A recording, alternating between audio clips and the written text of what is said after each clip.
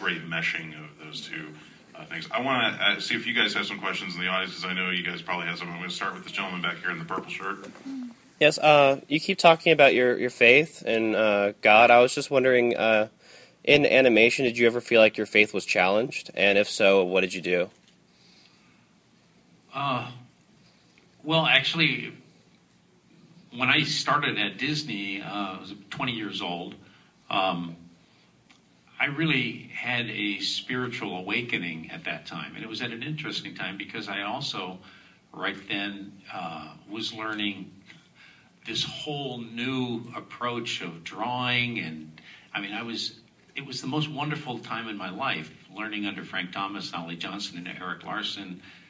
But on the other hand, I had started to read the Bible, and I realized that there was such depth and a whole nother facet of life that I had no idea. I had no idea that was there.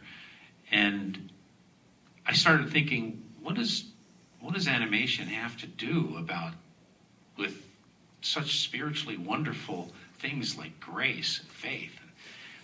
And I thought, maybe I should leave animation. And I considered going to seminary at the time. I probably would have wanted to go to Dallas Seminary here. And I talked to my pastor at that time, and he said, well, Glenn, seriously, I kind of wish that people didn't know I was a pastor, because when I talk about my faith, they turn on their church ears and they expect that. But you're an animator at Disney. People don't expect you to ever talk about your faith or find ways to express it. I think you should stay right where you're at. And I took that advice and have found ways of expressing this longing for a spiritual truth, like with Ariel longing to be part of that world that's impossible. I mean, that's very much my own spiritual experience, or the beast's transformation, this transformation from inside out. It's very much based on my faith in Christ, and that's, it just comes through my work. Yeah, good question, good answer, too. Right over here.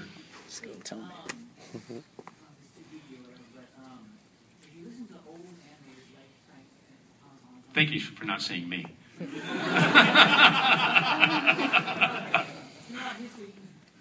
talk about their involvement in a picture, and they'll talk about how this scene was theirs or that scene was theirs, and in another situation, another animator might be animating the same character.